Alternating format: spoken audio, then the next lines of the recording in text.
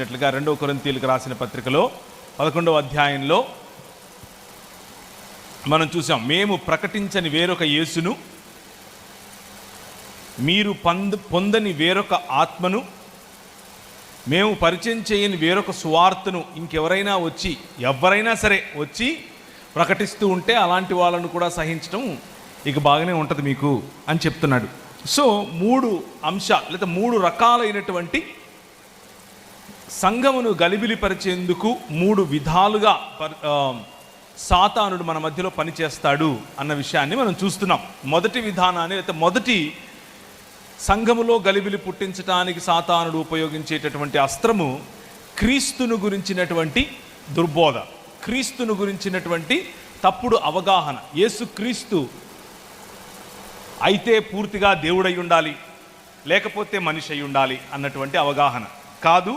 ఆయన సంపూర్ణ మానవుడు మరియు సంపూర్ణముగా దేవుడు అన్నటువంటి సార్వత్రిక క్రైస్తవ సంఘము చెప్పేటటువంటి అవగాహనలో మనం నిలబడాలి.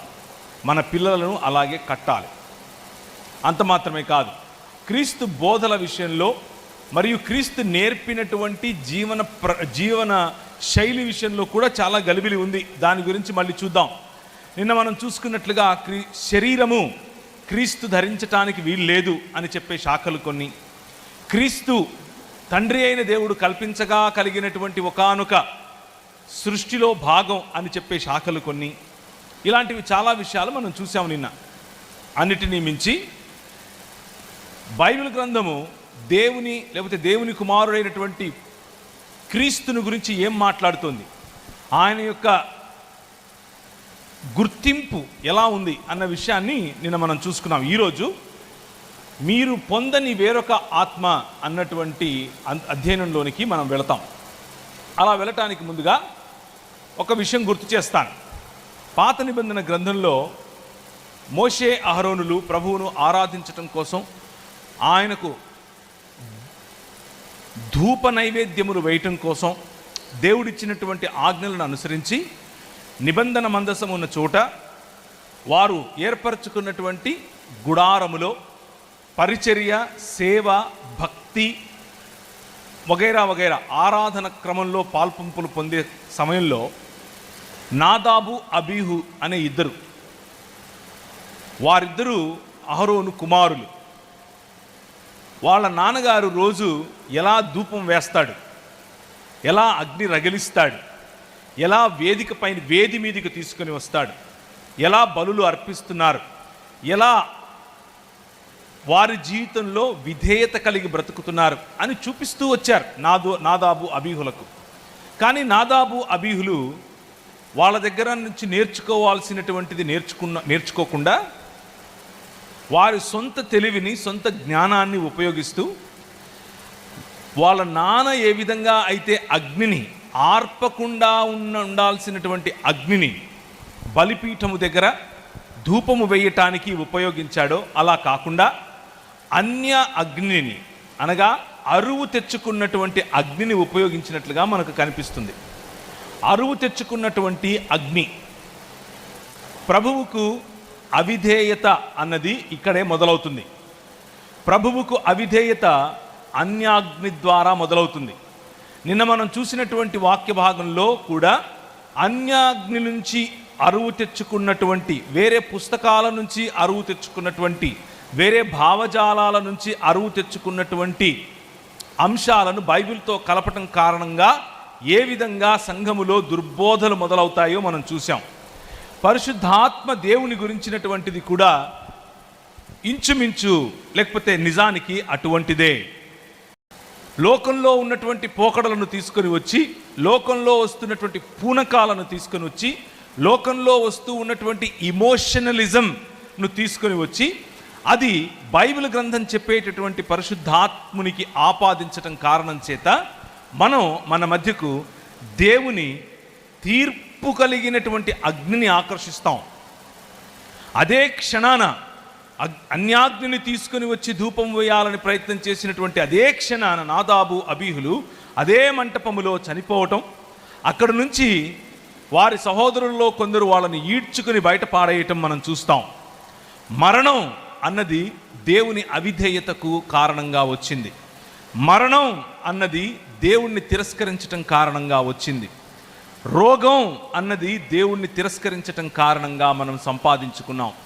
మనం సంపాదించుకున్నటువంటి ఈ రోగము, మనం సంపాదించుకున్నటువంటి ఈ బలహీనత, మనం సంపాదించుకున్నటువంటి ఈ మరణం, ఆ మరణాన్ని జయించటానికి తండ్రి కుమార పరిశుద్ధాత్మలుగా ఉన్నటువంటి ఏకదేవుడు తన ప్రణాళికను మనకు తెలియజేశాడు. ఆ ప్రణాళికలో భాగంగా ఆయన కుమారుడైనటువంటి యేసు క్రీస్తు మన మధ్యకు సశరీరధారి అయి వచ్చాడు. కృపా సత్య సంపూర్ణుడిగా మన మధ్య డేరా వేశాడు.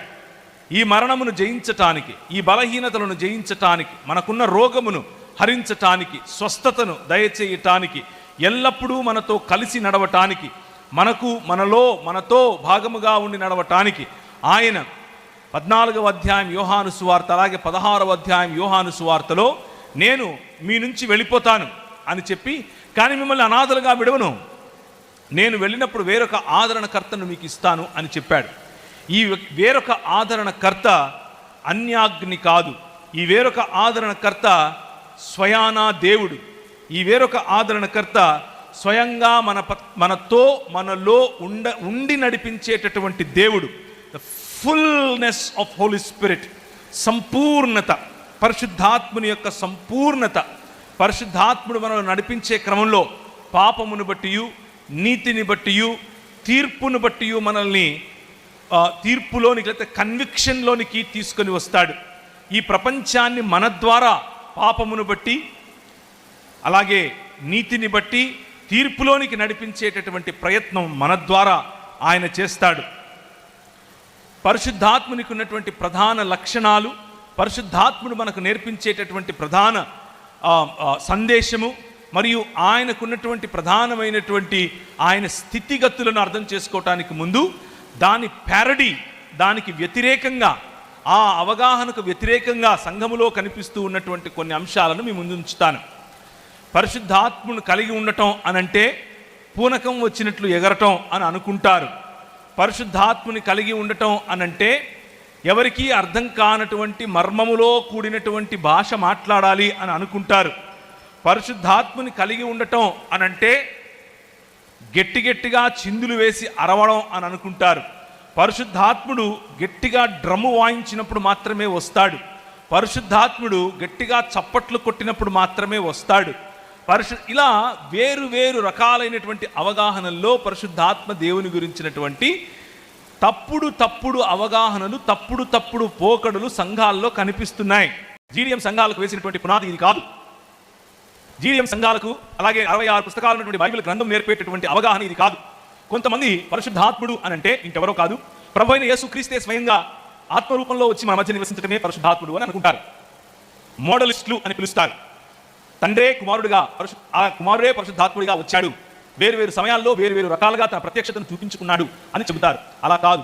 ఆయన వేరొక అని అనుకుడే నేను కాక ఇంకొక అని అర్థం. నేను కాక ఇంకొక అని అర్థం. వేరొక అని అంటే నేనే వస్తాను అని కాదు.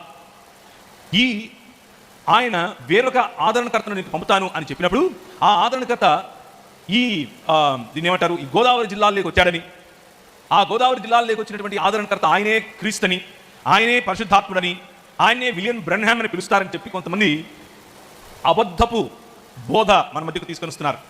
ప్రియమైనటువంటి దేవుని సంగమా, అటువంటి వారిని నమ్మడానికి వీలు లేదు. దేవుని వాక్యము అటువంటి వారిని క్రైస్తవులుగా పరిగణించదు. క్రీస్తును వెంబడించే వారు మాత్రమే క్రైస్తవులు.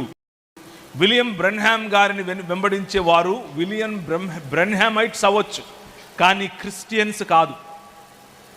వారిని క్రైస్తవ దృక్పథంలో అంగీకరించటానికి వీలు లేదు.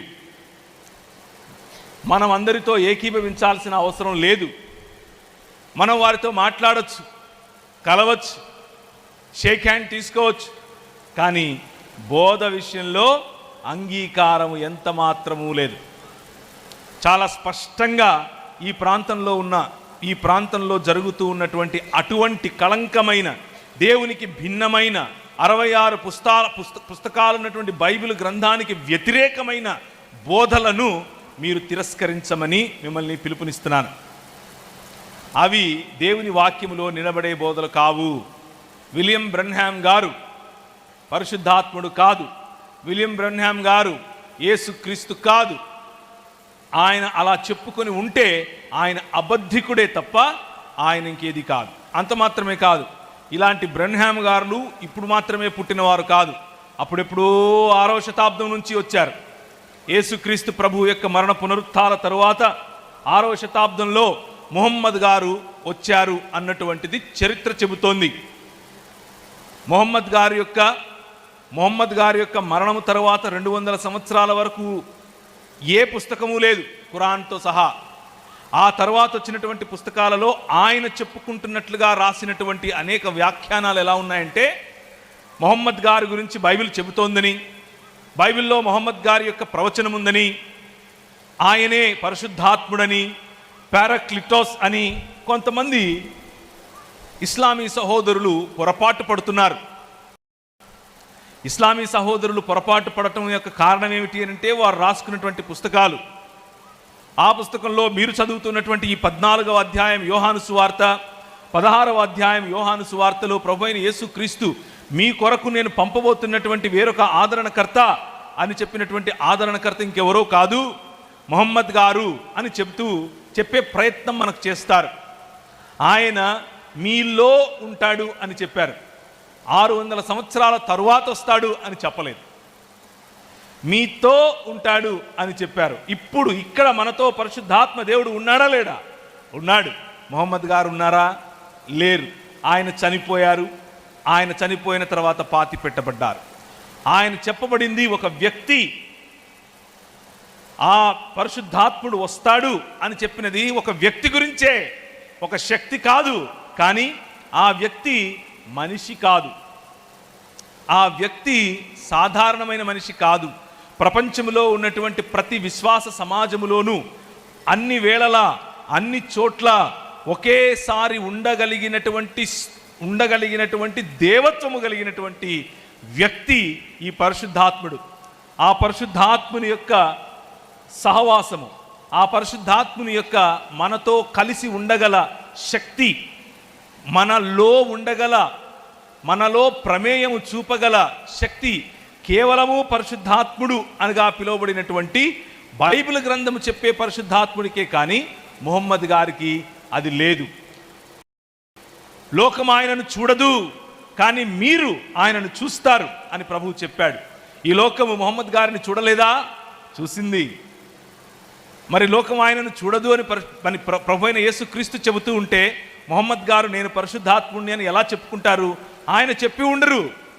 ఆయన తరువాత రాసుకున్నటువంటి కళ్ళబొల్లి ఇతిహాస పురాణాలుగా ఉన్నటువంటి పుస్తకాలలో రాసుకున్నారు మన సహోదరులు, ముస్లిం సహోదరులు. కనుక మీరు నమ్ముతున్నటువంటి జీడిఎం సంఘాలకు నేర్పినటువంటి ఈ శిక్షణ ఏంటా శిక్షణ? తండ్రి కుమార పరిశుద్ధాత్ముడు అన్నటువంటి ఏకదేవుడు, ఆ దేవునిలో అంతర్గత భాగమైనటువంటి సంపూర్ణముగా దేవుడైనటువంటి పరిశుద్ధాత్మ దేవుడు మన మధ్యకు పంపుతాను అని చెప్పాడు ప్రభువైన యేసుక్రీస్తు. ప్రభువైన యేసుక్రీస్తు చెప్పినట్లుగా నేను మరణమైన తర్వాత, నేను మరణాన్ని జయించి తిరిగి లేచిన తర్వాత నేను మీ మధ్య గలిలయ ప్రాంతంలో కలుస్తాను అని చెప్పాడు. లేచిన తరువాత ఆయన మగ్దలేనే మరియకు కనిపించి, ఏమయ్యా తోటమాలి అనుకున్నాను, నా ప్రభువును చూసావా? ఎవరైనా ఆయనను మోసుకొని పోయారేమో అని అంటే మరియా అని పిలిచాడు. రబ్బుని అని ఆయనను చూసి పరవశించి, మరి నన్ను ఏం చేయమంటావు ఇప్పుడు అని అంటే, సువార్త చెప్పు అని మొట్టమొదటిగా సువార్త ప్రకటించడం కోసం, ఎవరికి సువార్త? అపోస్తలులకు సువార్త ప్రకటించడం కోసం స్త్రీని ఎన్నుకొని పంపించాడు. ఏమని? నేను వచ్చి అక్కడ కలుస్తాను నా సహోదరులకు చెప్పినట్లుగా అని పంపించాడు. ఆమె వెళ్ళి ఆ మాట చెప్పింది. వారికి ఆయన ప్రకటించినటువంటి దేవుని రాజ్యమును గురించినటువంటి అంశాలు గుర్తొచ్చాయి. అపోస్తలుల కార్యములు 1వ అధ్యాయం, అలాగే అపోస్తలుల కార్యములు 2వ అధ్యాయం. అపోస్తలుల కార్యములో మనం చూసినట్లయితే ప్రభు అయిన యేసుక్రీస్తు ఆయన పునరుత్థానుడైన తర్వాత వారికి కనిపించి వారితో అనేకమైనటువంటి మాటలు మాట్లాడుతూ వచ్చారు. ముఖ్యంగా ఆయన మాట్లాడిన మాటలన్నీ కూడా దేవుని రాజ్యమునకు సంబంధించినటువంటి మాటలు. ఆయన శ్రమపడిన తరువాత 40 దినముల వరకు వారికి అగపడుచు దేవుని రాజ్య విషయములను గూర్చి బోధించుచు అనేక ప్రమాణములను చూపి వారికి తన్ను తాను సజీవునిగా కనపరచుకొనెను. 1వ అధ్యాయంలో నుంచి చదువుతున్నాను. అయినను పరిశుద్ధాత్మ మీ మీదికి వచ్చినప్పుడు మీరు శక్తి నొందెదరు గనుక మీరు యెరూషలేములోను యూదయ సమరయ దేశముల యందంతటను భూ దిగంతముల వరకును నాకు సాక్షులై ఉందిరని వారితో చెప్పెను. పరిశుద్ధాత్మ దేవుని యొక్క ప్రధాన లక్ష్యం, పరిశుద్ధాత్మ దేవుని యొక్క ప్రధాన కర్తవ్యం, ఆయన ఎన్నుకున్నటువంటి తన ఆఫీస్, ఆయన ఎన్నుకున్నటువంటి తన పాత్ర ఏమిటి అని అంటే, పరిశుద్ధాత్మ దేవుడు ఆయన కంటే ముందుగా వచ్చినటువంటి మన ప్రభు అయినటువంటి యేసు క్రీస్తు స్థాపించు రాజ్యమునకు నిన్ను ప్రతినిధిగా పంపటమే ఆయన పని. ఆయన స్థాపించే రాజ్యమునకు కావలసినటువంటి శక్తిని అనుగ్రహించడమే మీకు ఆయన ఇచ్చినటువంటి పని. ఆయన మీకు శక్తిని అనుగ్రహిస్తాడు. పరిశుద్ధాత్ముడు మీ మీదికి వస్తాడు. పరిశుద్ధాత్ముడు మా మీదికి వచ్చినప్పుడు అని అన్నప్పుడు డప్పు కొడితే వస్తాడు అని కాదు, వీలలు వేస్తే వస్తాడు అని కాదు, గట్టిగా చప్పట్లు కొడితేనే వస్తాడు అని కాదు, ఎప్పుడు పడితే అప్పుడు ఎక్కడ పడితే అక్కడ మనం పిలిచినప్పుడు బంట్రౌతు వలె వస్తాడు అని కాదు. పరిశుద్ధాత్ముడు ఏ క్షణమైతే నువ్వు ఈ క్రీస్తు ప్రభువును నీ స్వంత రక్షకుడిగా, నీ కేవలం ఒక మతాన్ని అనుసరించడం కోసం కాదు, నీ జీవితానికి, నీ కుటుంబానికి, నీ సమాజానికి, నీ దేశానికి, మరియు ఆయన స్థాపిస్తున్నటువంటి ఈ రాజ్యము ప్రపంచం అంతటికీ అని నమ్ముతావో, ఆ రక్షణ భాగ్యాన్ని, రక్షణ కార్యాన్ని నీ జీవితంలో అనుభవిస్తావో, ఆ క్షణమే పరిశుద్ధాత్మ దేవుడు నీలో కార్యము చేయటం కారణంగానే నువ్వు ప్రభు అయిన యేసు క్రీస్తును నమ్మావు, ప్రభు అయిన యేసు క్రీస్తును అనుసరించాలి అన్నటువంటి నిర్ణయం తీసుకున్నావు. కాబట్టి పరిశుద్ధాత్మ దేవుడు నువ్వు ఏ క్షణమైతే ఆయనను అనుసరించాలి అని ఆశపడతావో ఆ క్షణమే నీలో పని చేయటం మొదలు పెడతాడు. కానీ మీ మీదికి వచ్చినప్పుడు అని అన్నటువంటి మాటను మనం కొద్దిగా అర్థం చేసుకుంటే, ఈ రాజ్యం దేవుని కుమారుడైనటువంటి యేసు క్రీస్తు ప్రభువు, ఆయనను మృతులలో నుండి లేపినటువంటి పరిశుద్ధాత్మ దేవుడు, వారు తలపెట్టినటువంటి భూమి ఆకాశముల కలయిక, వారు తలపెట్టినటువంటి దేవుని రాజ్యం అన్నటువంటి ఈ రాజ్య స్థాపన అనే క్రమంలో మీరు శక్తి కలిగి మరి చేయాలి పని అని అనుకుంటే, శక్తి కలిగి దేవుని రాజ్యాన్ని ప్రకటించాలి అని అనుకుంటే, శక్తి కలిగి దేవుని రాజ్యం యొక్క స్థాపన మరియు విస్తరణ చేయాలి అని అనుకుంటే, మీకు పరిశుద్ధాత్మ దేవుడిని మళ్ళీ రోజు ప్రతి దినం, ప్రతి క్షణం, ప్రతి ఘడియలో ఆయన తాకిడిని, ఆయన నింపుదలను, ఆయన ఇచ్చే వరములను, ఆయన ఇచ్చే ఫలమును అనుభవించేందుకు కూడా, ఆస్వాదించేందుకు కూడా, ఉపయోగించేందుకు కూడా ఆయన ఇప్పుడు ఇక్కడ మీకు అందుబాటులో ఉన్నాడు.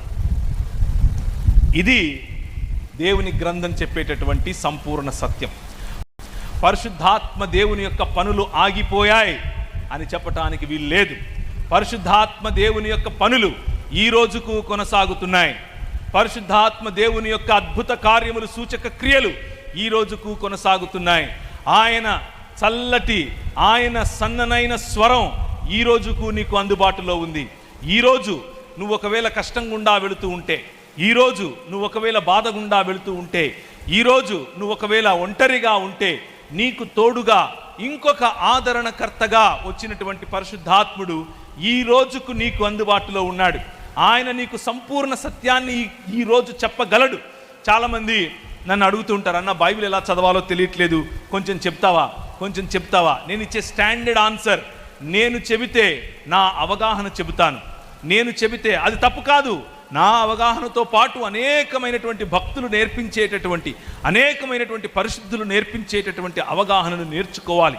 బైబిల్ గ్రంథాన్ని సరిగ్గా అర్థం చేసుకోవాలి.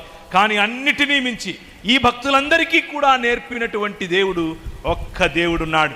ఆయన పేరే పరిశుద్ధాత్ముడు. ఆ పరిశుద్ధాత్ముడు మనకు అందుబాటులో ఉన్నాడు. పరిశుద్ధాత్ముడిని మనకు సంచకరుగా, అనగా ఒక పెట్టుబడిగా మన జీవితంలో ప్రభు అయిన యేసుక్రీస్తు వేరొక ఆదరణకర్తగా మనకు పంపించాడు. ఈ పరిశుద్ధాత్మ దేవుని దగ్గరికి వచ్చి ఆయనను గనక ఈ వాక్యము ఏ వాక్యమైతే ఆదియందు దేవుని వద్ద ఆదియందు దేవుడై కృపాసత్య సంపూర్ణుడై మన మధ్యకు వచ్చాడో ఆ వాక్యమును అర్థం చేసుకోవాలి అని అంటే ఆయనను మృతులలో నుండి లేపినటువంటి పరిశుద్ధాత్ముని యొక్క శక్తి, ఆయన ఇచ్చేటటువంటి ఈ మనస్సును విప్పేటటువంటి ఆలోచన, అది మనకు కావాలి. The power of preaching, the power of dunamis and the power of miraculous works, the power of tongues, ఇవన్నీ కూడా పరిశుద్ధాత్మ దేవుడు మన జీవితాల్లో ఇవ్వటానికి సిద్ధంగా ఉన్నాడు. ఈ పరిశుద్ధాత్మ దేవుడు 1 పేతురు పత్రిక 4వ అధ్యాయం 14వ వచనంలో మహిమగల ఆత్మగా ప్రకటింపబడ్డాడు. 2వ తెస్సలోనికీయుల పత్రిక 3వ అధ్యాయం 5వ వచనంలో ద ప్రభువుగా పిలువబడ్డాడు. 5వ అధ్యాయము యాక్ట్స్ ఆఫ్ అపాసల్స్ అంటే అపోస్తలుల కార్యములు 5వ అధ్యాయం 3 నుంచి 4 వరకు చదివితే పరిశుద్ధాత్మ దేవుణ్ణి దేవుడు అని సంబోధించారు. ఆయన కేవలము ఒక ఆత్మ కాదు, ఆయన కేవలము దేవుడు పంపించిన ఒక శక్తి కాదు, ఆయన కేవలము దేవుడు చెబితే వచ్చే మాట కాదు, ఆయన కేవలము కనిపించినటువంటి ఒక శక్తి కాదు, ఆయన ఒక గాలి మాత్రమే కాదు, ఇదేది కాదు, వీటన్నిటినీ కలిగి ఉన్నటువంటి ఒక వ్యక్తి, ఆయన స్వయంగా దేవుడు. ఎఫెసీయులకు రాసిన పత్రిక 1వ అధ్యాయం 17వ వచనం చెబుతోంది, ఈ ఆత్మ పరిశుద్ధాత్మ దేవుడు, he is the spirit of revolution, ఆయన ప్రత్యక్షతనిచ్చేటటువంటి దేవుడు. మీలో చాలామంది ఒకవేళ ఈ అనుభవాన్ని కలిగి ఉండే అవకాశం ఉంది. ఆయనిచ్చిన తాకిడి, ఆయనిచ్చిన ప్రత్యక్షతను మీరు ఇదివరకే కనుగొని ఉండే అవకాశం ఉంది, కనుగొని ఉన్నారు అని నేను నమ్ముతున్నాను. కానీ ఒకవేళ ఇంకా ఈ డాక్ట్రినల్ డిఫరెన్సెస్ కారణం చేత ఏదో కొన్ని దాన్ని ఏమంటారు సిద్ధాంతపరమైనటువంటి డీవియేషన్స్ కారణం చేత ఈ పరిశుద్ధాత్మ దేవునితో సహవాసం, ఈ పరిశుద్ధాత్మ దేవుణ్ణి కేవలం ఒక థియరీగా అక్కడెక్కడో దూరంగా పెట్టి ఇది మనకు కాదు, ఇది వేరే సంఘాల వాళ్లకు అని అనుకుంటే పొరపాటు పడినట్టే. నో, ఆయన ఎవరికీ పేటెంట్ రైట్ ఇవ్వలేదు ఆయన మీద. ఆయన అందరికీ దేవుడు. ఆ దేవుడు, ఆ పరిశుద్ధాత్ముడు, he is the spirit of the Son of God. గలతీయులకు రాసిన పత్రిక 4వ అధ్యాయం 6వ వచనం. ఆ రోజుల్లో ప్రజలందరూ దేవుని ప్రజలుగా మారాలి అనంటే ధర్మశాస్త్రానుసారమైనటువంటి జీవితం జీవించాలి అని చెబుతూ ఉన్నప్పుడు, దేవుని ప్రజలుగా మారాలి అనంటే మీరు ధర్మశాస్త్రంలో చెప్పినట్లుగా కడుక్కోవాలని, ధర్మశాస్త్రంలో చెప్పినట్లుగా భోంచేయాలని, ధర్మశాస్త్రంలో చెప్పినట్లుగా ఎవరితో మాట్లాడాలి, ఎవరింటికి వెళ్ళొచ్చు, ఎవరింటికి వెళ్ళకూడదు అన్నటువంటి ఆంక్షలు విధించే రోజుల్లో పౌలు వారి మధ్యకొచ్చి ప్రకటించినటువంటి సువార్త, ప్రకటించినటువంటి వారికి పరిచయం చేసినటువంటి గలతీయులకు పరిచయం చేసినటువంటి ఆత్మ, the spirit of the Son of God, దేవుని యొక్క కుమారుని యొక్క ఆత్మగా ఈ పరిశుద్ధాత్ముడు పిలువబడ్డాడు. ఎక్కడ ఈ పరిశుద్ధాత్ముడు మీరు ఆయనను పొందుకుంటారో, ఎప్పుడు ఎక్కడ ఏ విధంగా ఆయనను అనుసరిస్తారో అప్పుడు అక్కడ ఆయా ప్రదేశాలలో మనుష్యుల మధ్య ఉన్నటువంటి వ్యత్యాసాలు సమసిపోతాయి. మనుషులుగా మనం చూడటం మొదలు పెడతాం. ఇక్కడ ఒక నిమిషం ఆగి కొన్ని విషయాలు మీకు చెప్పే ప్రయత్నం చేస్తాను. పరిశుద్ధాత్మ దేవుని యొక్క నింపుదల, పరిశుద్ధాత్మ దేవుని యొక్క కాపుదల, పరిశుద్ధాత్మ దేవుని యొక్క సంపూర్ణంగా మనల్ని నింపి నడిపించే అనుభవంలో ఉన్నాము అని చెప్పుకుంటూ కొంతమంది ఆ పరిశుద్ధాత్మ దేవుని యొక్క లేకపోతే సన్ ఆఫ్ గాడ్, దేవుని కుమారుని యొక్క ఆత్మగా ఆయనను గ్రహించలేరు. ఎందుకు అనంటే ఇప్పటికీ కూడా వారి మనసుల్లో నువ్వు స్త్రీవి, నువ్వు నాకంటే తక్కువ అన్న ఆలోచన ఉంటుంది. నువ్వు స్త్రీవి కాబట్టి నేను చెప్పినట్లు వినాలి అన్నటువంటి పురుషాహంకారం ఉంటుంది. ఈ పరిశుద్ధాత్ముడు వారిని సంధించిన తర్వాత కూడా మతపరమైనటువంటి ఎక్స్పీరియన్సెస్, మతపరమైనటువంటి అనుభవాల్లో అయితే ఉంటారు. కానీ నిజంగా ఆయన నేర్పించాలనుకుంటున్నటువంటి పాపం విషయంలో, నిజంగా ఆయన నేర్పించాలనుకుంటున్నటువంటి నీతి విషయంలో, నిజంగా ఆయన ఎక్కడికైతే మనల్ని తీసుకెళ్లాలనుకుంటున్నాడో ఆ తీర్పు విషయంలో ఇంకా పొరపడుతూనే ఉంటారు. ఏబిసిడీలు మర్చిపోతారు. కానీ గాజులు వేసుకోవద్దు, మెట్టెలు పెట్టుకోవద్దు, బొట్టు పెట్టుకోవద్దు, పూలు పెట్టుకోవద్దు, ఇక్కడితో పరిశుద్ధాత్మ దేవుణ్ణి కట్టేస్తారు. ప్రియమైనటువంటి దేవుని సంఘమా, అది కాదు పరిశుద్ధాత్మ దేవుని యొక్క పని. పరిశుద్ధాత్మ దేవుని యొక్క పరిధి ఒక డబ్బాలో పెట్టేది కాదు. పరిశుద్ధాత్మ దేవుని యొక్క పరిధి నూతన మానవత్వం, నూతన మనుష్యత్వం, నిన్ను నూతనమైనటువంటి లేకపోతే రూపాంతరము చెందినటువంటి లేకపోతే తన కుమారుడైనటువంటి యేసు క్రీస్తు యొక్క సారూప్యములోనికి నిన్ను నడిపించటం పరిశుద్ధాత్మ దేవుని యొక్క ప్రధాన లక్ష్యం. అదే దేవుని రాజ్యమునకు, అదే దేవుని రాజ్య స్థాపనకు పునాది. పరిశుద్ధాత్మ దేవుడు ఎక్కడ పనిచేస్తే అక్కడ కులం ఉండదు. పరిశుద్ధాత్మ దేవుడు ఎక్కడ పనిచేస్తే అక్కడ మత ప్రాతిపదికన మీద మనుషులను దూరం పెట్టడం ఉండదు. పరిశుద్ధాత్మ దేవుడు ఎక్కడ పనిచేస్తే అక్కడ రోగం ఉంది కదా అని చెప్పి వాడిని ఇసుకలో పూడ్చేయటం ఉండదు. రోగం ఉంది కదా అని వాళ్ళను దహించి వేయటం ఉండదు. పరిశుద్ధాత్మ దేవుడు ఎక్కడ ఏ సమాజంలో అయితే తాకుతాడో అక్కడ నీకు ఋతుస్రావం జరుగుతోంది కాబట్టి నువ్వు నా ఇంటికి రావద్దు అని చెప్పే ఆ మానసికత ఉండదు. నీవు ఋతుస్రావంలో ఉన్నావు కాబట్టి బలలో చేయి వేయద్దు అని చెప్పే ఈ మత ఛాందసవాదం. దేవుడు ఏదేను తోటలో ఇచ్చిన స్వాతంత్రం, మొత్తం సృష్టి నీది, ఆ పండు తప్ప, అనగా నన్ను తిరస్కరించటం తప్ప, నా స్థానం తప్ప, మొత్తం సృష్టి పైన అధికారం నీది. మొత్తం సృష్టి పైన ఏలేందుకు తల్లిగా తండ్రిగా నేను అపాయింట్ చేస్తున్నాను. బ్లెస్ యూ అని చెప్పాడు. గో ఈ ఇన్ టు ద వరల్డ్ అని చెప్పాడు. స్త్రీకి పురుషునికి సమానమైనటువంటి అధికారం, సమానమైనటువంటి స్థితిగతులు, సమానమైనటువంటి పరిచర్య ధర్మం, సమానమైనటువంటి ప్రతి విషయంలోనూ ఆయన ఇచ్చినటువంటి అధికారం పరిశుద్ధాత్మ దేవుని యొక్క స్వాతంత్రం. ఈ స్వాతంత్రం పరిశుద్ధాత్మ దేవుడు ఎవరెవరినైతే ఆయన అభిషేకించాడో ప్రతి ఒక్కరికి ఇచ్చాడు. పాత నిబంధన గ్రంథాన్ని గనక ఒకసారి చూస్తే, పాత నిబంధన గ్రంథంలో పరిశుద్ధాత్మ దేవుడు అప్పుడప్పుడు వచ్చి తన పనిని అయిప చేసుకుని వెళ్ళిపోయేవాడు. ఎప్పుడెప్పుడు వచ్చాడు అనంటే మీకు తెలుసు, సౌలు ఆయన రాజు అయ్యేటప్పుడు వచ్చాడు, దావీదు రాజు అయ్యేటప్పుడు వచ్చాడు, సమూయేలు వచ్చి తన కొమ్ములో ఉన్న నూనెను తీసి ఆయన మీదకి పోసినప్పుడు పరిశుద్ధాత్మ దేవుడు ఆయనను తాకినప్పుడు ఆయన పరవశుడై చేసినటువంటి ఆరాధన, ఆయన పరవశుడై ప్లే చేసినటువంటి హార్ప్ మీకు జ్ఞాపకం ఉంటుంది. ఆయన పాడినటువంటి పాటలు మీకు జ్ఞాపకం ఉంటాయి. ఎప్పుడెప్పుడు పరిశుద్ధాత్మ దేవుడు దిగి వచ్చాడో అప్పుడప్పుడు సంసోను బలము పొందాడు. ఫిలిష్తీయులను ఒక ఎముకతో కొట్టి తరిమాడు. పరిశుద్ధాత్మ దేవుడు ఎక్కడెక్కడికైతే వచ్చాడో అక్కడక్కడ ఆయా సమయాల్లో సంసోను లాంటివాడు, కట్టివేయబడినటువంటి సంసోను లాంటివాడు, కళ్ళు పోగొట్టుకున్నటువంటి సంసోను, దాని దేహం ఉడిగిపోయిన సంసోను ఆయన శక్తి చేత ఆయన కట్టబడినటువంటి ఆ మహా కట్టడను కూడా పూర్తిగా కూల్చి పారేయగలిగాడు. శక్తి, అనాయింటింగ్, పవర్ అండ్ అథారిటీ ఇది ఇవ్వటానికే పరిశుద్ధాత్ముడు వస్తాడు. పరిశుద్ధాత్ముని యొక్క ప్రధాన లక్ష్యం మనిషిని సంపూర్ణ మనిషిగా, అథారిటీ కలిగిన మనిషిగా చేయటమే. అలా చేయటం కోసమే పరిశుద్ధాత్ముడు వస్తాడు. ఇదే ఆయన ప్రధాన లక్ష్యం. అందుకనే ప్రభు అయిన యేసుక్రీస్తు అంటున్నాడు, అయినను మీరు పరిశుద్ధాత్మను పొందుకున్న అంబాసిడర్స్గా ఈ ప్రపంచంలోనికి వెళతారు అని చెప్పాడు. అయితే యోవేలు గ్రంథంలో రాసినట్లుగా సంసోను మాత్రమే కాదు, అహరోను మాత్రమే కాదు, దావీదు మాత్రమే కాదు, దాన్ని ఏమంటారు, సౌలు మాత్రమే కాదు, ఆ తరువాత ఏలియా, ఆ తర్వాత ఎలీషా, ఆ తర్వాత ప్రవక్తల సమూహం అంతా కూడా ఎప్పుడెప్పుడు పరిశుద్ధాత్మ దేవుణ్ణి కలిగి ఉన్నారో అప్పుడప్పుడు అధికారముతో, అథారిటీతో రాజుల ఎదుట నిలబడి వాక్యమును ఉపదేశించి వాక్యము యొక్క నియమములతో రాజులను సరిచేశారు. పరిశుద్ధాత్మ దేవుడు చప్పట్లు కొట్టి ఇంటికి వెళ్ళిపోయి అదో రకమైన భావోద్వేగంలో బ్రతకమని మాత్రమే చెప్పడు. పరిశుద్ధాత్మ దేవుడు శక్తి కలిగి ప్రకటించమని చెప్తాడు. పరిశుద్ధాత్మ దేవుడు శక్తి కలిగి అధికారుల ఎదుట నిలబడడం నేర్పిస్తాడు. పరిశుద్ధాత్మ దేవుడు శక్తి కలిగి ఆ రోజు స్టెఫెను మాట్లాడినట్లుగా ఆయన మాటలను వారు నిలువరించలేకపోయిరి అని 6వ అధ్యాయం 7వ అధ్యాయంలో అపోస్తలుల కార్యంలో కనిపిస్తుంది.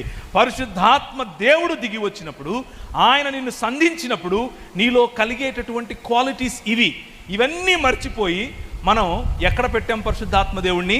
ఎక్కడ ఆపేశాం? పూనకంలో ఆపేశాం, గలిబిలిలో ఆపేశాం. అక్కడ కాదు ఆయన ఆగాల్సింది, అది కాదు ఆయన పని. అక్కడ మొదలవుతుందేమో. నాకు ఒకరోజు మొదలైంది. నేను ఒకరోజు చాలాసార్లు మ్యూజిక్ అయిపోగానే గాలిపోతాం, అంతా చల్లగా అయిపోతాం. అది కాదు పరిశుద్ధాత్మ దేవుని అనుభవం అంటే. అలా మొదలవుతుంది, కానీ నిన్ను రగిలిస్తుంది, నీకు నిద్ర పట్టదు, నువ్వు ఏదో ఒకటి చెయ్యాలనిపిస్తుంది. రాత్రికి రాత్రి బట్టలు తీసుకుని నేను నార్త్ ఇండియా వెళ్ళిపోయాను. కారణం ఏంటో తెలుసా? పరిశుద్ధాత్మ దేవుని శక్తి. ఈరోజు మనకు కనిపించేటటువంటి పరిశుద్ధాత్మ దేవుని అనుభవం ఎలా ఉంటుంది అని అంటే, ఇప్పుడు నేను మీ ఊరికి వచ్చే సమయంలో, వచ్చే క్రమంలో మధ్యలో కొన్ని చోట్ల రోడ్డు లేదు. ఇక్కడ నుంచి సకినేటిపల్లి నుంచి ఇలా వెళ్ళేటప్పుడు రోడ్డు లేదు. అక్కడ లారీ స్పీడ్గా వచ్చింది. వెళుతూ ఉంటే లారీ వెళ్ళంగానే ఏమేసింది? దుమ్ము మట్టి లేసింది. నేను ఒక 5 నిమిషాలు అలా ఆగాను. ఆ లారీ వెళ్ళిపోగానే మట్టి అంతా మళ్ళీ చల్లగా అయిపోయింది. ఈ మధ్య పరిశుద్ధాత్మ దేవుడు వస్తే ఇలాగే ఉంటుంది. ఆయన రాగానే కొట్టేసుకుంటున్నారు, కానీ ఆయన ఏదో వెళ్ళిపోయాడు అనుకున్నట్లుగా చల్లగైపోతున్నారు. ప్రభు అయిన యేసుక్రీస్తు చెప్పిన పరిశుద్ధాత్మ దేవుడు అటువంటి వాడు కాదు. ఆయన ఏమంటున్నాడు? మీలో ఉండటానికి, మీతో ఉండటానికి, నిరంతరము ఉండటానికి, నిత్యత్వం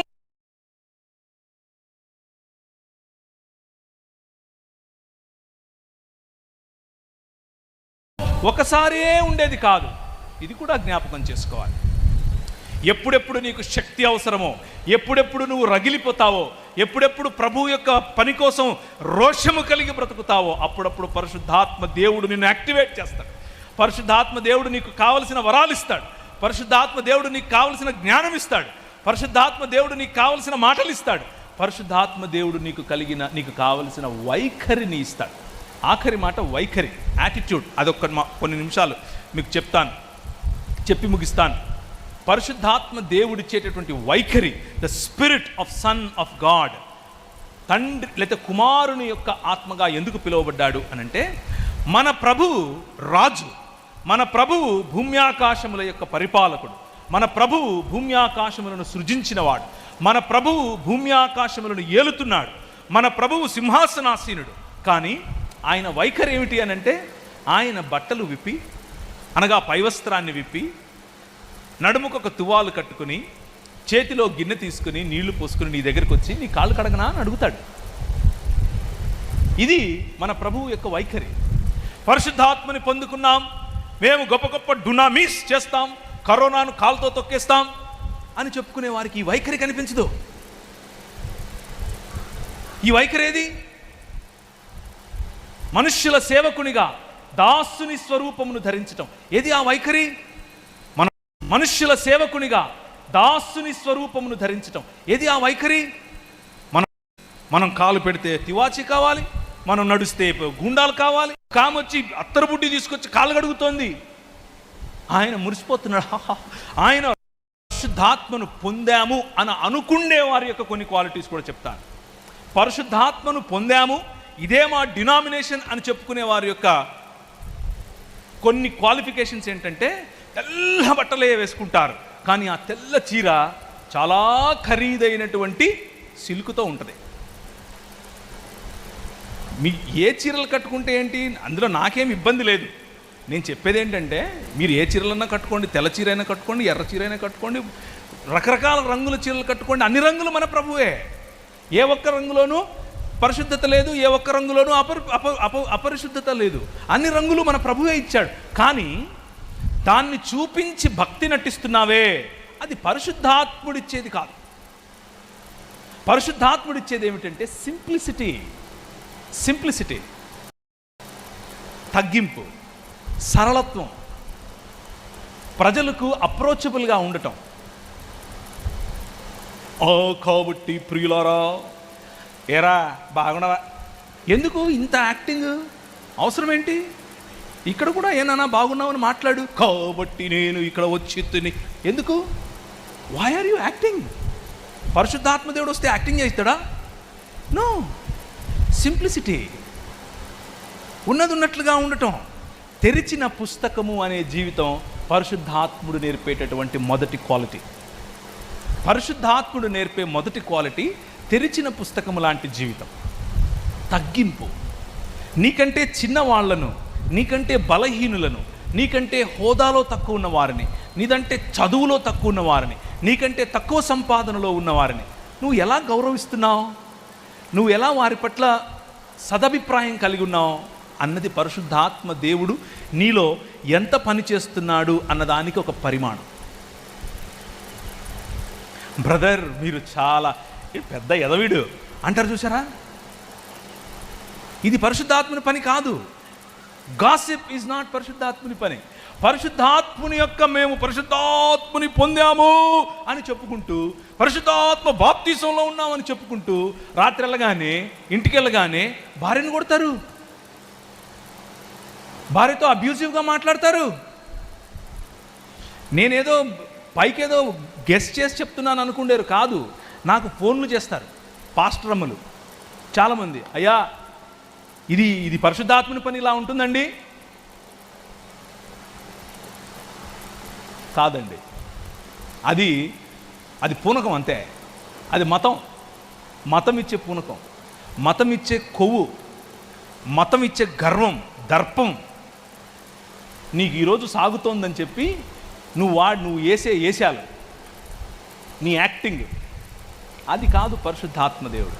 పరిశుద్ధాత్మ దేవుడు మనల్ని సంధించినప్పుడు మనలో ఉన్న చీకటి కనిపిస్తుంది. నా భార్య పట్ల నా వైఖరి ఏంటి కనిపిస్తుంది.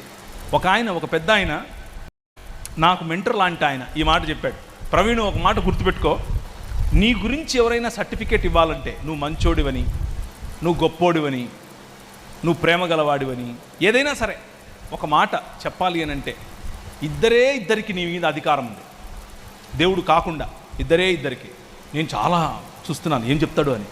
ఆయన అన్నాడు, ఒకటి నీ భార్య, రెండవది నీ పిల్ల లేదా నీ బిడ్డ. ఒకటి నీ భార్య, రెండవది నీ బిడ్డ.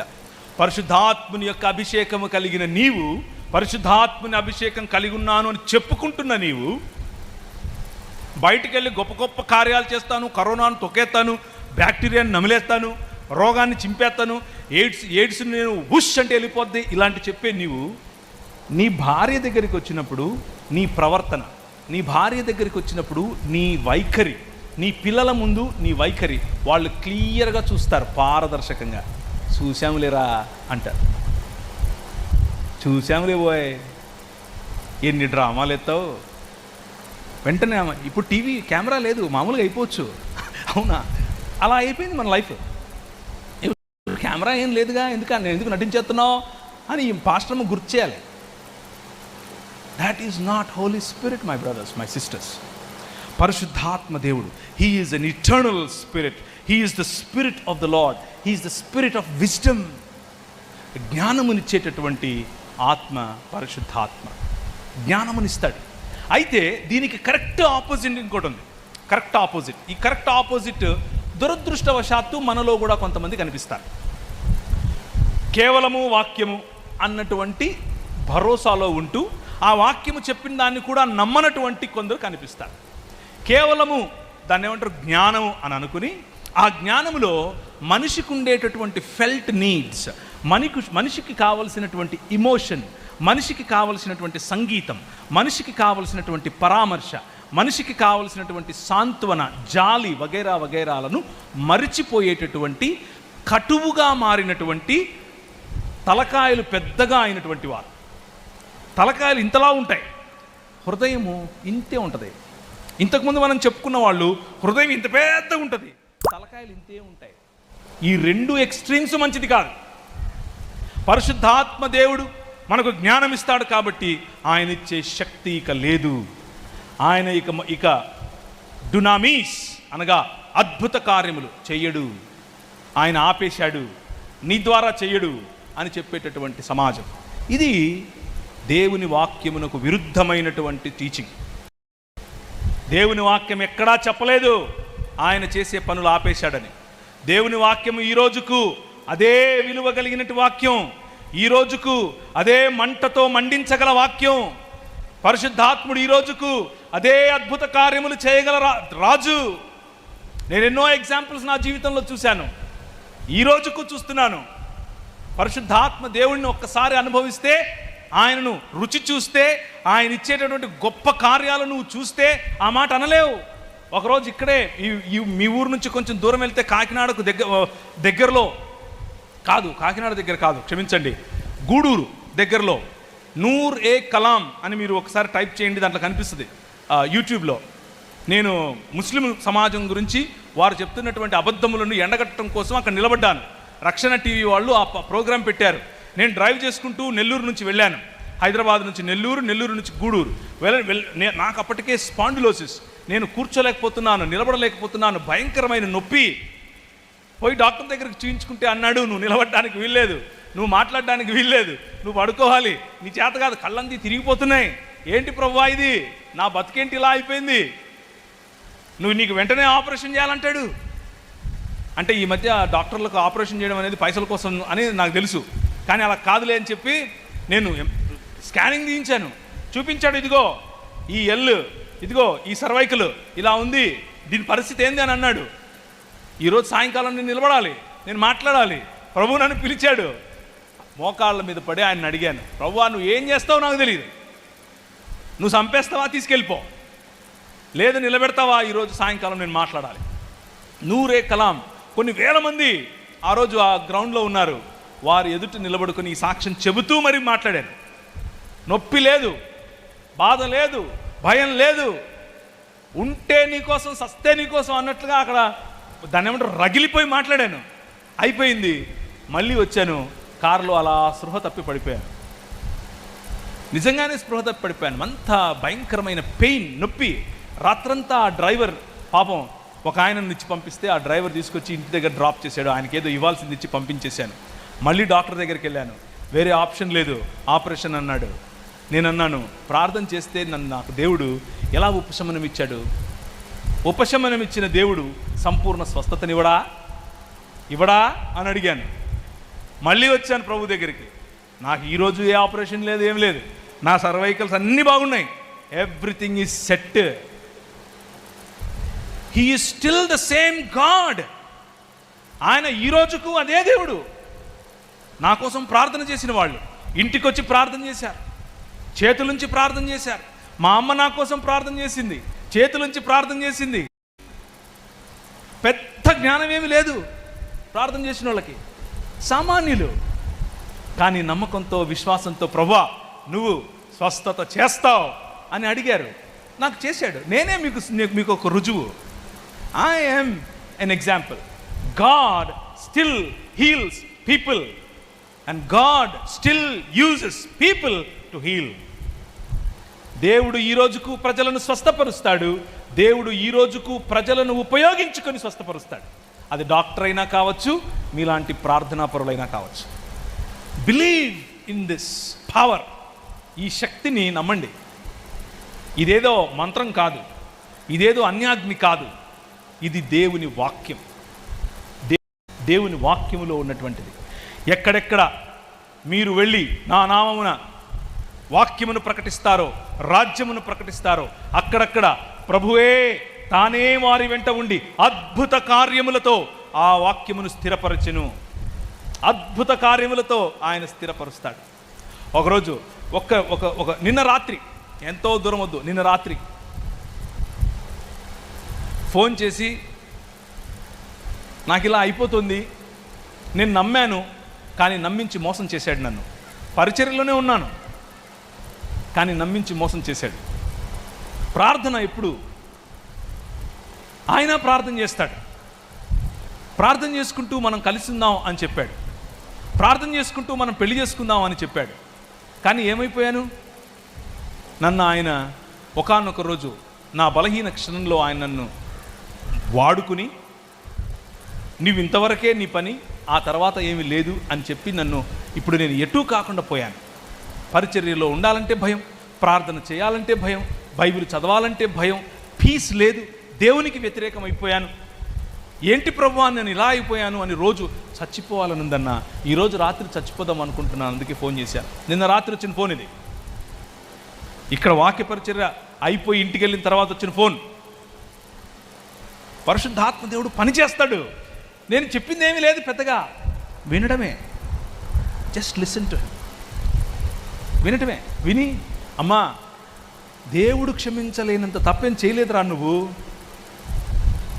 పరిశుద్ధాత్మ దేవుడు ఆయన నిన్ను హత్తుకోవటానికి, నువ్వు ఆయన బిడ్డవి, నువ్వంటే ఆయనకు చాలా ముద్దు. వాడెవడో కోన్కిస్కగాడు వాడు వెళ్ళిపోయాడు, వాడి కోసం నీ జీవితం నాశనం చేసుకుంటావా? నో. దేవుని చేతికి నీ జీవితాన్ని నువ్వు ఆయన ఇంకా ఎక్కువగా వాడుకుంటాడు అని చెప్తే, అన్నా నా మనసులో శాంతి, నా మనసులో ఒక సమాధానం. ఇన్ని సంవత్సరాలుగా ప్రార్థన, 2 సంవత్సరాలైంది, నేను చెప్పింది ఏమీ లేదు అక్కడ. చాలామంది చెప్పింటారు కూడా ఆ విషయాలు.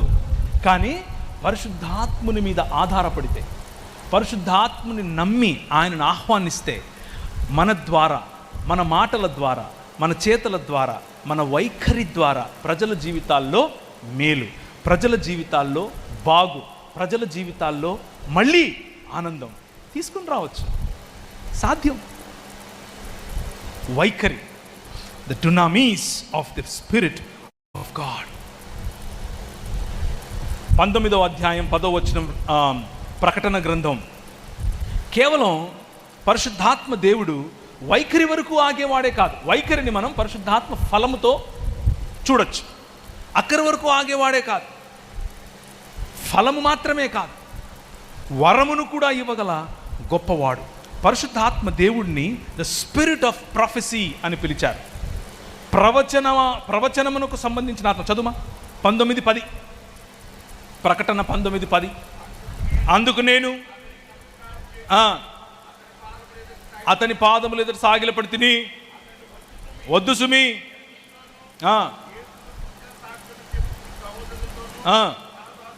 నేను నీతోనూ యేసును గూర్చి సాక్ష్యమును చెప్పు నీ సహోదరులతోనూ సహదాసుడను దేవునికే నమస్కారం చేయి. యేసును గూర్చిన సాక్ష్యము ప్రవచన సారమని. ప్రవచన సారము అన్న చోట ప్రవచన ఆత్మ అని కూడా తర్జుమా చేయొచ్చు. యేసును గూర్చిన మాట ప్రవచనములకు సంబంధించిన మాట. మీరు ప్రవచించటం అనంటే, రేపు మీ ఇంట్లో టెంకాయలు వండుకుందరు, రేపు మీ ఇంట్లో వంకాయలు వండుకుంటారు, నీ భార్య ఎర్రచీర కట్టుకొని వస్తుంది, నీ భార్య పేరు మార్తమ్మ, ఇది చెప్పటం కాదు. నీ కొడుకు పుడతాడు, ఇది చెప్పటం మాత్రమే కాదు ప్రవచనం అంటే. ప్రవచనం అనంటే రాజుల ఎదుట, అధికారుల ఎదుట, భూరాజుల ఎదుట, అంధకార సంబంధమైన దురాత్మ సమూహముల యొక్క అధికారము ఎదుట నిలబడి యేసే రాజు అని చెప్పటం, యేసు క్రీస్తే ప్రభు అని చెప్పటం. Jesus is the Lord of all. యేసు క్రీస్తు అందరికీ ప్రభువు అని ప్రకటించగలగటం. ఆ ప్రవచన సారము యేసు క్రీస్తు యొక్క సారం, యేసు క్రీస్తు యొక్క ఈ సువార్త యొక్క సారాంశం అదే. ఆ సువార్త యొక్క సారాంశమును చేయటం కోసమే నీకు పరిశుద్ధాత్మ దేవుడు అనుగ్రహించబడ్డాడు. అంతేగాని పొయ్యి బోర్డులు పెట్టుకోవటానికి కోసం కాదు. బోర్డు పెట్టుకుని నీ కొడుకు పుడతాడు. ఒక ఆయన ఉన్నాడు మా ఊర్లో, నేను చాలాసార్లు చెప్పాను, ఇది మళ్ళీ చెప్తున్నాను. ఒక ఆయన ఇక్కడ కొడుకులు పుట్టడం కోసం ప్రార్థన చేస్తాను అని పెట్టాడు బోర్డు. ఆయన స్పెషలిస్టు, గైనకాలజీలో కూడా ఆయన ఆండ్రాలజికల్ స్పెషలిస్టు. అంటే స్త్రీ రోగ నిపుణుడు, ముఖ్యంగా ప్రసూతి రోగ నిపుణుడు. ప్రార్థన అన్నమాట ఇది. అందులో కూడా పురుషులు మాత్రమే పుట్టిస్తాడు ఈయన. ఎంత అవమానకరంగా మనం ప్రభువును దిగజారుస్తున్నాం, ఎంత అవమానకరంగా ప్రభువును మనం ప్రజలకు పరిచయం చేస్తున్నాం. అంటే ఆయన స్త్రీలను పుట్టించడా? ఆయనకు స్త్రీలంటే తక్కువ? కొడుకులే కావాలా? ఇందులో విడ్డూరం ఏంటంటే అక్కడ ప్రార్థన చేయించుకునేది అందరూ స్త్రీలే.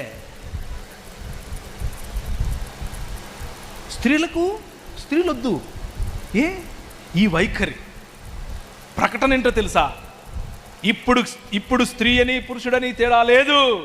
ఇప్పుడు యూదుడని గ్రీకు దేశస్థుడని తేడా లేదు. యేసు క్రీస్తు యొక్క సువార్త సారం ఇది. ఇప్పుడు దాసుడని స్వతంత్రుడని తేడా లేదు.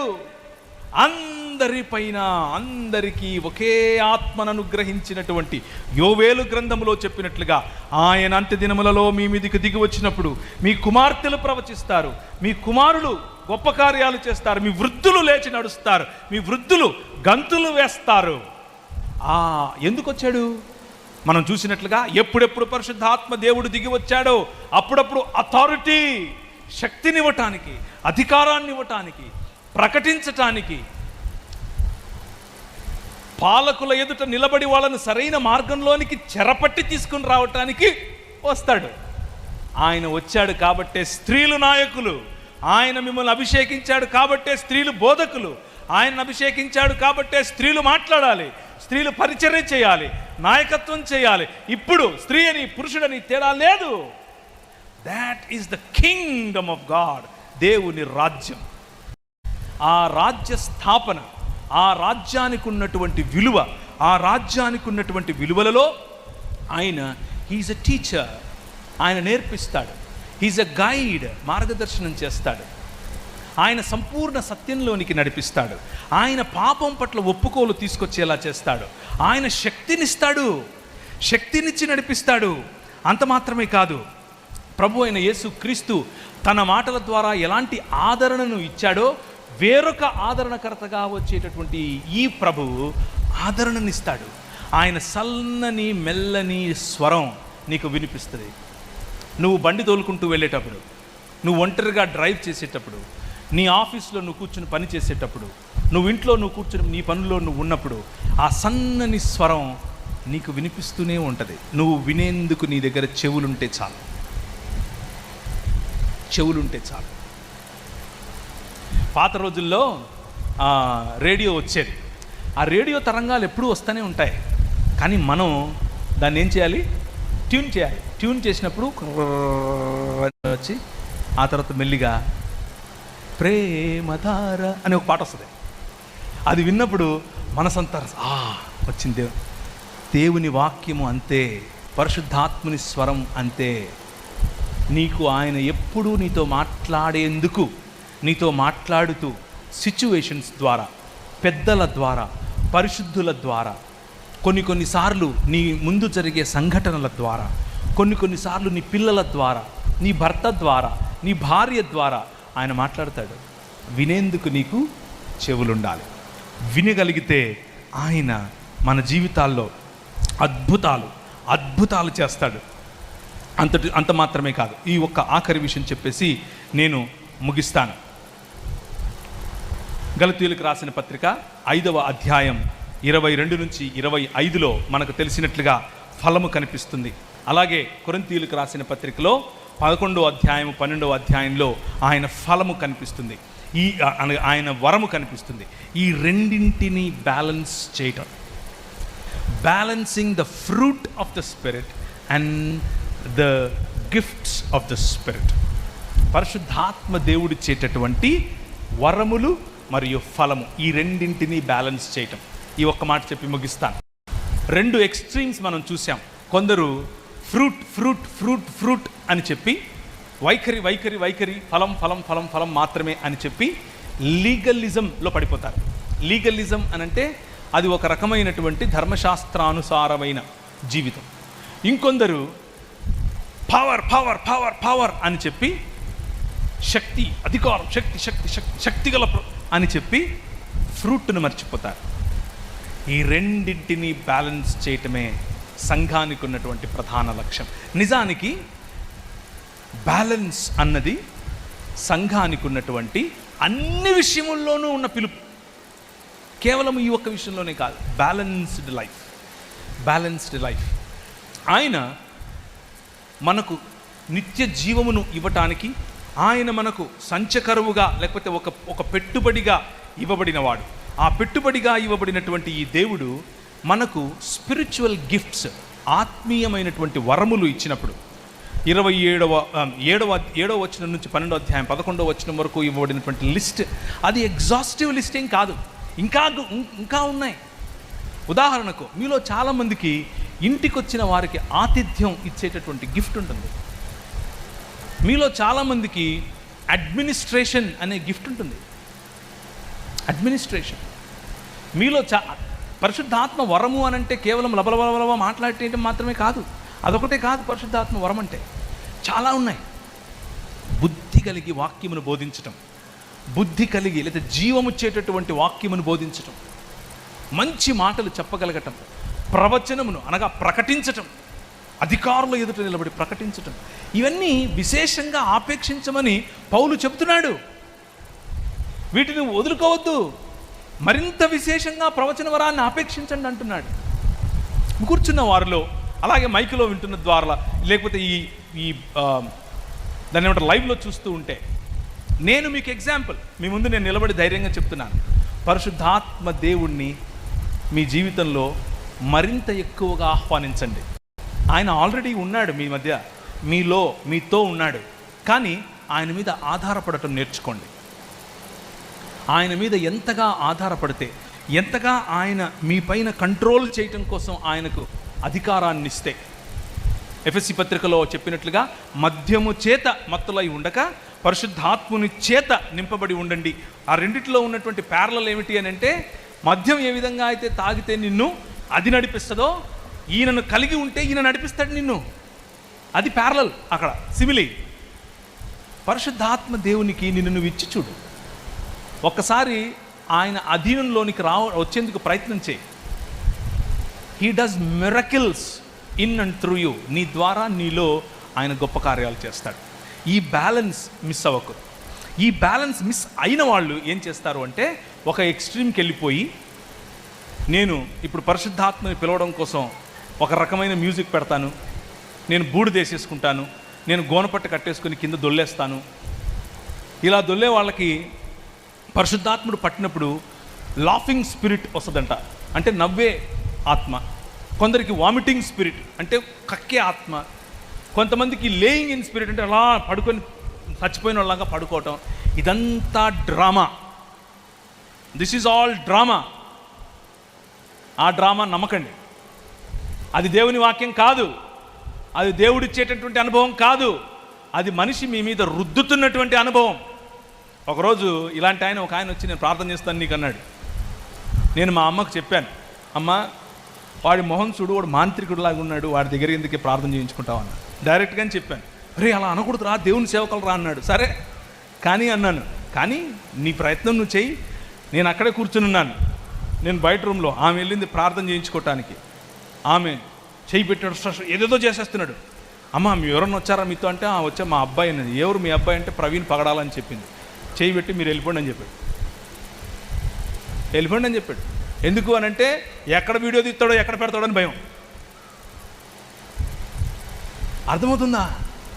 డ్రామా. మా ఊళ్ళో ఒక ఆయన ఎద్దు కొమ్ము అభిషేకం అంటాడు, ఎర్ర ఎద్దు అభిషేకం అంటాడు, పెయ్య అభిషేకం అంటాడు, గుర్రుపో. డ్రామా. మా ఊళ్ళో ఒక ఆయన ఎద్దు కొమ్ము అభిషేకం అంటాడు, ఎర్ర ఎద్దు అభిషేకం అంటాడు, పెయ్య అభిషేకం అంటాడు, గుర్రుపోతు అభిషేకం అంటాడు. కొత్త కొత్త డ్రామాలు వేసి అవతలోడు అంగట్లో లేనిది నా అంగట్లో ఉందని చెప్పుకోవడమే ఎక్స్ట్రీమిజం. అది కాదు మన పిలుపు. జీడిఎం సంఘాల యొక్క పునాది అది కాదు.